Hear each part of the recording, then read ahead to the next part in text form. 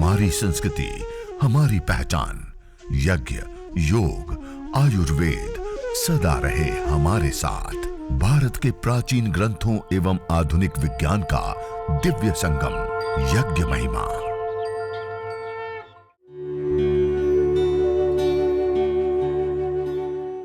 भारतीय संस्कृति में यज्ञ, योग एवं आयुर्वेद जैसी अमूल्य विद्याएं हैं, जिसका मूल है वेद। इतिहास की ओर दृष्टि डालें तो भगवान राम, भगवान कृष्ण से लेकर राजा महाराजाओं, ग्रामवासियों व अरण्यवासी ऋषियों की कुटियों तक नित्य व नैमित्तिक यज्ञों का प्रचलन देखने को मिलता है। ओम अदितेन मन्यस्व। दक्षिण से उत्तर दिशा की ओर धारा बनाते हुए पहली, दूसरा पश्चिम दिशा में दक्षिण से उत्तर की ओर धारा बनाते हुए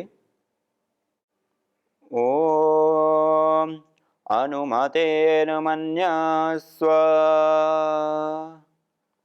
तीसरी बार जल लेंगे। वेदी के उत्तर दिशा में हम पश्चिम से पूर्व की ओर धारा बनाते हुए जल सिंचन करेंगे।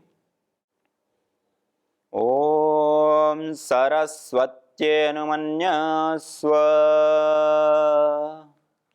अब चौथी बार जल लेकर के वेदी की पूर्व दिशा और उत्तर दिशा का जो कोण होता है उसको कहते हैं ईशान कोण। वहां से प्रारंभ कर वेदी के चारों दिशाओं में हम जल सिंचन करेंगे परिक्रमा क्रम से। ओम देव सविता प्रसुव यज्ञं प्रसुव यज्ञपतिं भगाय दिव्य गंधर्वः केतपुः केतं नः पुनातु वाचस्पतिर्वाचन्नः स्वदतु। और अब ईशान कोण में ही कलश को और दीपक को, दोनों को ही ईशान कोण में छोड़ देंगे। अब हम आघारा वाज्य भाग आहुति 4 घी की विशेष आहुतियां देंगे। यज्ञ वेदी के मध्य में प्रदीप्त समिधाओं में सबसे पहली आहुति उत्तर दिशा में प्रदीप्त समिधा के ऊपर पश्चिम से पूर्व की ओर धारा बनाते हुए, दूसरी आहुति दक्षिण दिशा में स्थित समिधा के ऊपर पश्चिम से पूर्व की ओर धारा बनाते हुए आहुति, और 2 वेदी के मध्य में। ऐसे 4 मंत्रों से 4 घी की आहुति विशेष प्रदान करेंगे। ओम अग्नये स्वाहा इदमग्नये इदन्न मम। ओम सोमाय स्वाहा इदं सोमाय इदन्न मम। ओम प्रजापतये स्वाहा इदं प्रजापतये इदन्न मम। ओम इंद्राय स्वाहा इदमिंद्राय इदन्न मम। अब हम देव यज्ञ के जो विशेष मंत्र होते हैं, प्रातःकाल यज्ञ करते तो प्रातःकालीन 4 विशेष मंत्र होते हैं, सायंकाल यज्ञ करते तो सायंकालीन विशेष 4 यज्ञ के मंत्र होते हैं, और एक ही समय करते हैं तो प्रातःकालीन और सायंकालीन दोनों ही मंत्रों को एक साथ विशेष आहुतियां प्रदान करते हुए करते हैं। और अब जो हमारे पास जड़ी बूटियां रखी है, हवन सामग्री रखी है, काले तिल, जौ से लेकर के जो अलग अलग जावित्री, जायफल, इलायची, लौंग से लेकर के अलग अलग जो हविर द्रव्यों का सम्मिश्रण किया हुआ हमने रखा है, उसकी भी अब हम आहुतियां विशेष प्रदान करेंगे साथ साथ में। ओम सूर्यो ज्योतिर्ज्योति सूर्य स्वाहा। ओम सूर्यो वर्च ज्योतिर्वर्च स्वाहा। ओम ज्योति सूर्य सूर्यो ज्योति स्वाहा। ओम सजुर्देवेन सवित्रा सजुर्ससेन्द्रवत्या जुषाणः सूर्यो वेतो स्वाहा। ओम अग्निर्ज्योतिर्ज्योतिरग्नि स्वाहा। ओम अग्निर्वर्चो ज्योतिर्वर्च स्वाहा। अब तीसरा मंत्र मन ही मन बोलते हुए, अग्नि भाग को मन ही मन बोलते हुए, ओम स्वाहा। ओम सजुर्देवेन सवित्रा सजुरात्रेन्द्रवत्या जुषाणो अग्निर्वेतु स्वाहा। ओम भूरग्नये प्राणाय स्वाहा। इदमग्नये प्राणाय इदन्न मम। ओम भुवर्वायवे पानाय स्वाहा। इदं वायवे पानाय इदन्न मम। ओम स्वरादित्याय व्यानाय स्वाहा। इदमादित्याय व्यानाय इदन्न मम। ओम भूर्भुवस्वरग्निवायवादितेभ्यः प्राणापानव्यानेभ्यः स्वाहा। इदमग्निवायवादितेभ्यः प्राणापानव्यानेभ्यः इदन्न मम। ओम आपो ज्योतिरसोऽमृतं ब्रह्म भूर्भुवस्वरों स्वाहा। ओम या मेधां देवगणः पितरश्चोपासते तया मामद्य मेधयाग्ने मेधाविनं कुरु स्वाहा। ओम विश्वानि देव सवितर्दुरितानि परासुव यद्भद्रं तन्न आसुव स्वाहा। ओम अग्नेनय सुपथाराये अस्मान् विश्वानि देव वयुनानि विद्वान् यो योध्यस्मज्जुराणमेनो भूयिष्ठान्ते नम उक्तिं विधेम स्वाहा। ओम भूर्भुवस्वः तत्सवितुर्वरेण्यं भर्गो देवस्य धीमहि धियो यो नः प्रचोदयात् स्वाहा। ओम त्र्यंबकं यजामहे सुगंधिं पुष्टिवर्धनम् उर्वारुकमिव बन्धनान् मृत्योर्मुक्षीयमामृतात् स्वाहा। ओम सर्वं वै पूर्णग्वं स्वाहा। ओम सर्वं वै पूर्णग्वं स्वाहा। ओम सर्वं वै पूर्णग्वं स्वाहा। इस प्रकार अंतिम में एक ही मंत्र का 3 बार उच्चारण करते हुए 3 आहुतियां प्रदान करते हुए पूर्णाहुति प्रदान करते हैं। यह एक 10 मिनट की पूरी विधि है, प्रक्रिया है। 10 से 15 मिनट के अंदर हम इस यज्ञ को संपन्न कर देते हैं। इस प्रकार यह देव यज्ञ दैनिक अग्निहोत्र, इसमें विशेष रूप से हम चिकित्सा यज्ञ भी, जो यह हमने देव यज्ञ की विशेष आहुति दी, उसके बाद 7 आहुति, 21 आहुति, 51 आहुति या 108 आहुति रोग की अवस्था के अनुसार जो रोग विशेष है उसकी विशेष जड़ी बूटियां सामग्री लेकर के उससे 21, 51 या 108 आहुतियां प्रदान करते हुए हम विशेष रूप से यज्ञ को और बढ़ाते हैं और उसके पश्चात वहीं पर बैठ करके शांति पाठ के पश्चात रोगानुसार योगाभ्यास करते हैं। तो यह भेषज यज्ञ, चिकित्सा यज्ञ कहा जाता है।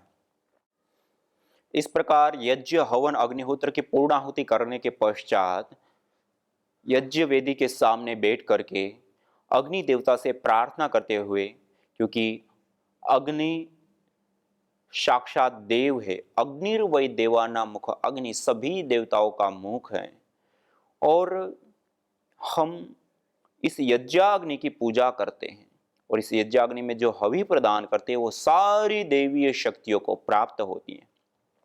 उसके पश्चात वो देवी शक्तियां पुष्ट होती है, संतुष्ट होती हैं, और संतुष्ट पुष्ट हुई देवी शक्तियों से हम प्रार्थना करते हैं, ओम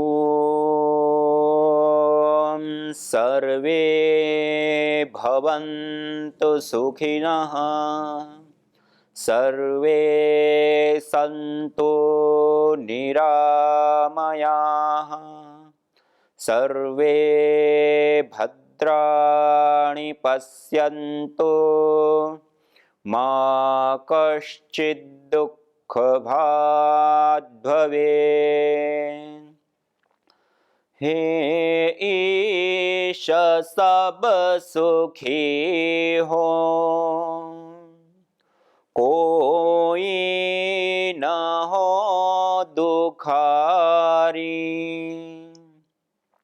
सब हो निरोग भगवन धन धान्य के भंडारी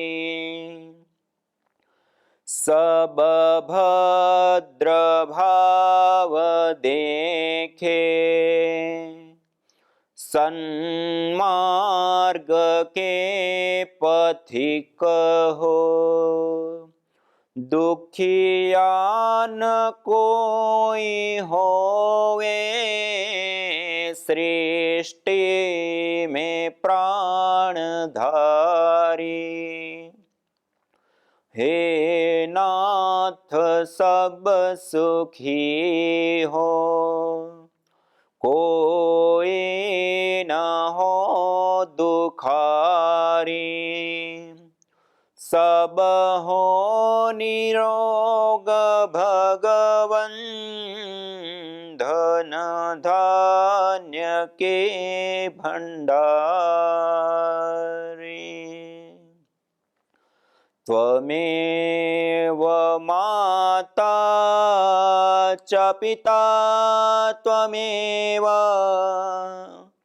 त्वमेव बन्धुश्च सखा त्वमेव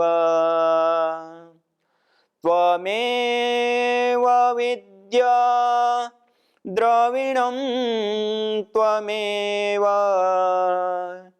त्वमेव सर्वं मम देव देव त्वमेव सर्वं मम देव देव।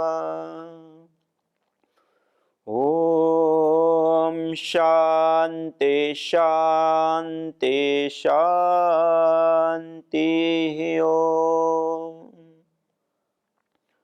इस प्रकार पूरे श्रद्धा भाव के साथ युक्त होकर के एक अनुष्ठान की भांति इस यज्ञ को, हवन को, अग्निहोत्र को हम करते हैं। तो इस यज्ञ हवन अग्निहोत्र को करने से हमारा संपूर्ण अस्तित्व पंच प्राण, पंच उपप्राण, सप्त धातुएं, अष्ट चक्र से लेकर के हमारे चारों ओर का जो आभा मंडल है, ऊर्जा क्षेत्र है, यह सब कुछ एनर्जाइटिक, सब कुछ एनर्जी से युक्त हो जाता है, ऊर्जा से युक्त हो जाता है, सत्व से युक्त हो जाता है।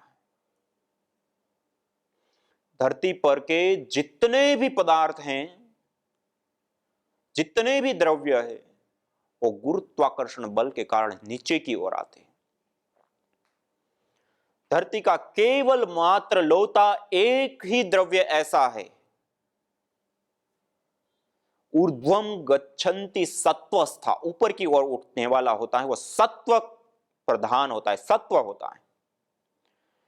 और धरती पर का वो एक ही द्रव्य है, एक ही पदार्थ है जो ऊपर की ओर उठता है। आप देख रहे हैं मेरे सामने यज्ञाग्नि।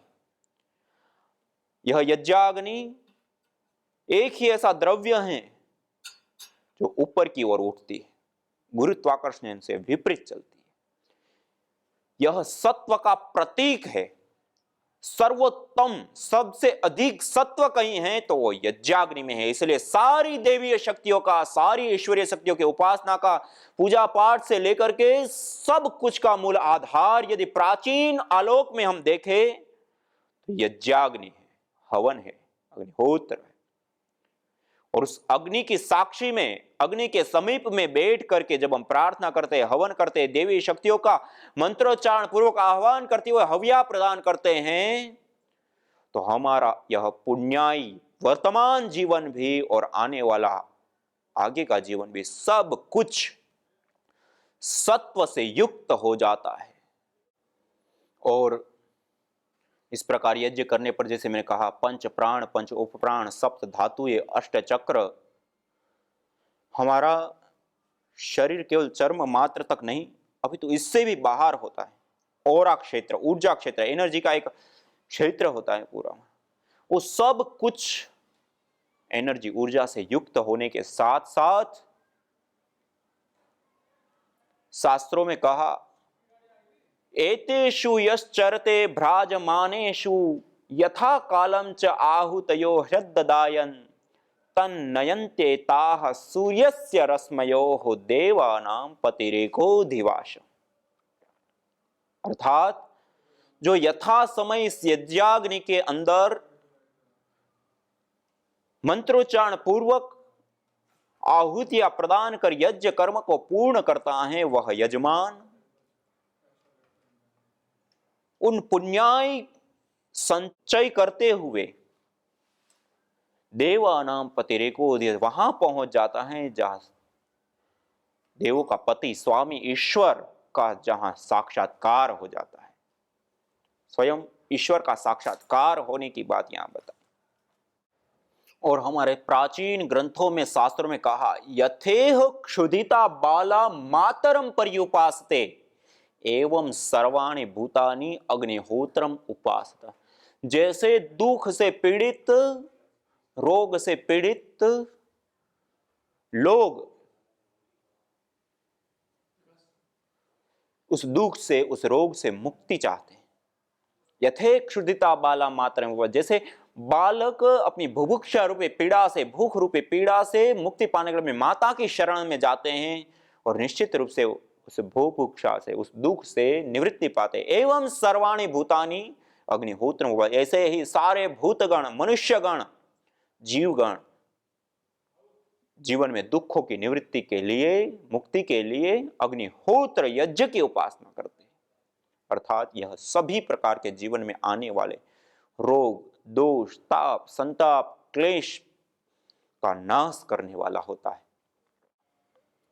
हवन करने के पश्चात जब अग्नि शांत हो जाती है, आप देख रहे अग्नि अब शांत हो गई, केवल अंगारे हैं। इस अंगारे रूपी यह जो अग्नि होती है, इसको कहते हैं ब्रह्माग्नि, निर्धूम अग्नि, इसको कहते हैं ब्रह्माग्नि। अब इस ब्रह्माग्नि के अंदर जो हवि दी जाती है वो भी अपने आप में एक बहुत विशेष लाभकारी होती है। जैसे हमने हवन किया, उसका तो अपने आप में विशेष लाभ है ही है। हवन के पश्चात ये जो अंगारे है, अभी हमने गाय के गोबर के कंडों का प्रयोग किया था, इन स्टिक को ऐसे पास में रख देते हैं आपस में, जिससे कि उसके बीच में एयर, हवा पास ना हो। और इस प्रकार से जब रख देते हैं तो ये आप देख पा रहे हैं, इस प्रकार से थोड़ा सा व्यवस्थित करके पास में रख देते हैं, नजदीक में। न जाने कितनों ने आहुतियां दी इन अमित्र रोगों के संतापों से, है वर्तमान भी आज दुखित, न पूछो भविष्य के प्रकोपों से। प्रत्युष पावनी होती जहां यज्ञानुष्ठान घर आंगन में, वहां मनुष्येतर सब झूमते शांति भरे सुख आनंद से। इदम हवीर यातु धाना नदी फेना इमाम वहत। अर्थात जैसे नदी का जल जाग को बहा ले जाता है, वैसे ही यज्ञ में आहूत की हुई हवि सभी प्रकार के रोग, दोष, ताप, संतापों को वैसे ही बहा ले जाती है जैसे नदी जागो को।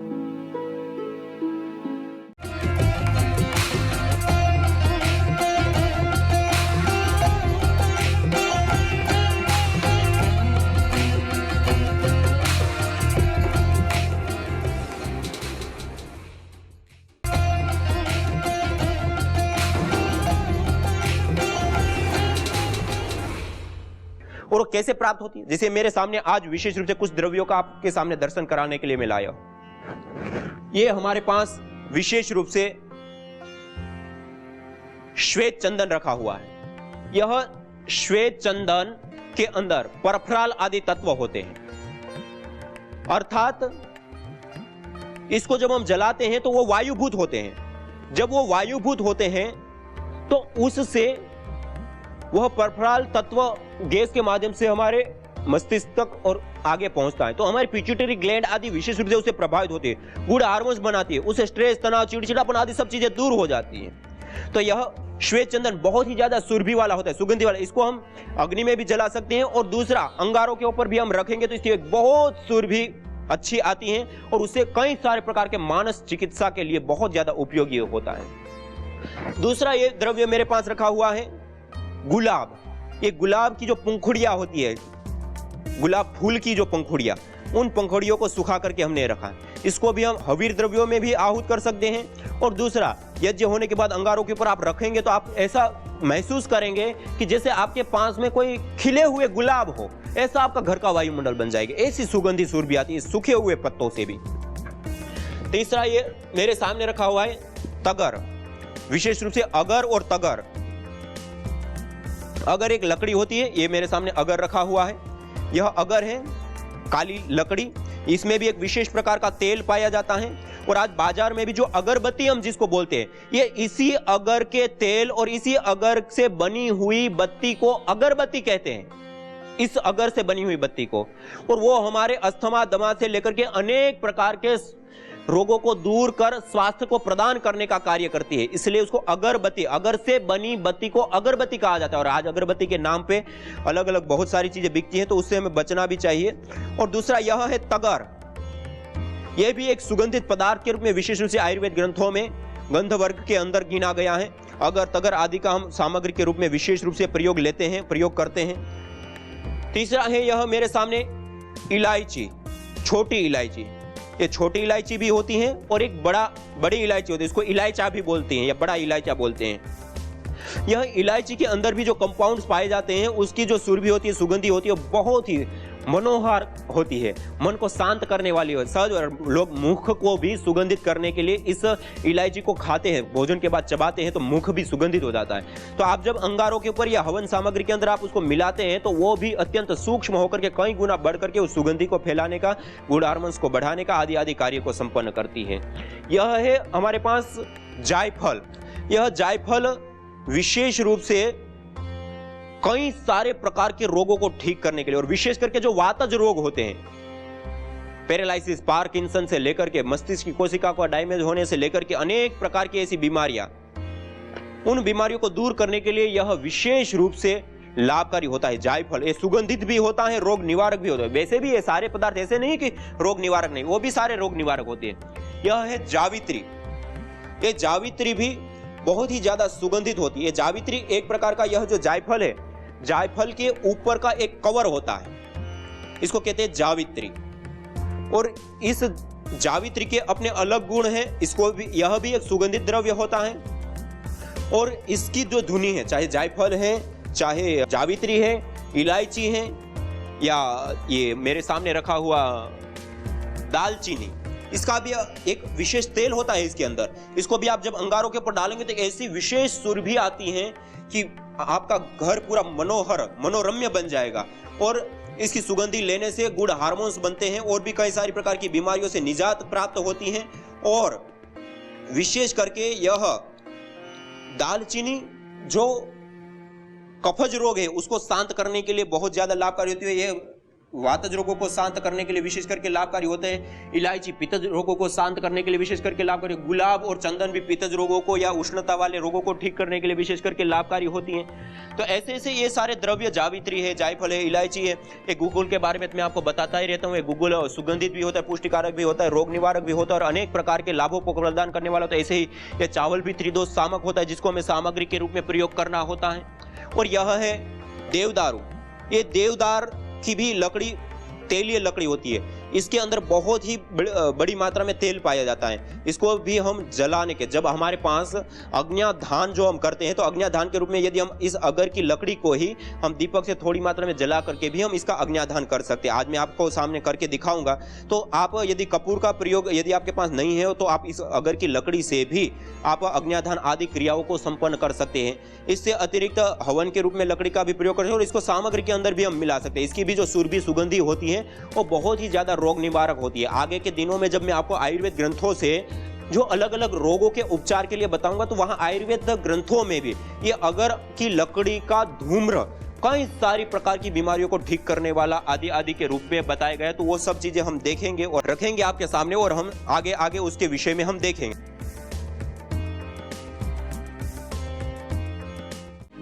यज्ञ भारतीय संस्कृति का मूल है। तो आइए हम संकल्प लें, संसार के श्रेष्ठतम कर्म यज्ञ को अपनाएं।